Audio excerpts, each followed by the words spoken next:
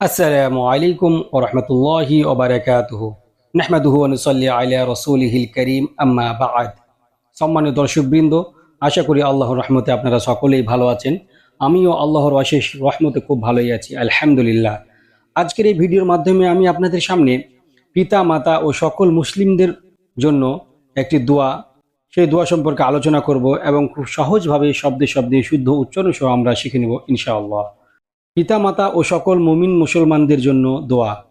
রব্বানা গফিরলি ওয়ালিওয়ালিদাইয়া ওয়ালিল মুমিনিনা ইয়াউমা ইয়াকুমুল হিসাব।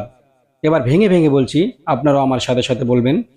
রব্বানা গফিরলি, রব্বানা গফিরলি ওয়ালিওয়ালিদাইয়া ওয়ালিওয়ালিদাইয়া, রব্বানা গফিরলি ওয়ালিওয়ালিদাইয়া ওয়ালিল মুমিনিনা وللمؤمنين ربنا اغفر لي ولوالدي وللمؤمنين يوم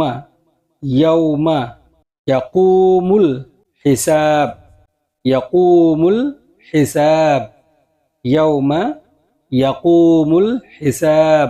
এবার সম্পূর্ণ দোয়াটি বলছি। ربنا اغفر لي ولوالدي ওয়ালিল মুমিনিনা ইয়াউমা ইয়াকুমুল হিসাব। এর অর্থ হচ্ছে, হে আমাদের পালনকর্তা, আমাকে, আমার পিতামাতাকে এবং সকল মুমিন মুসলমানকে আপনি সেদিন ক্ষমা করে দেবেন যেদিন হিসাব কায়েম করা হবে। অবশেষে দোয়া করি আল্লাহ রাব্বুল আলামিন যেন আমাদের সকল মুসলিম নরনারীকে এই দোয়াটি পাঠ করার মাধ্যমে পিতা মাতা ও সকল মুমিন মুসলমানদের জন্য কল্যাণ দান করেন।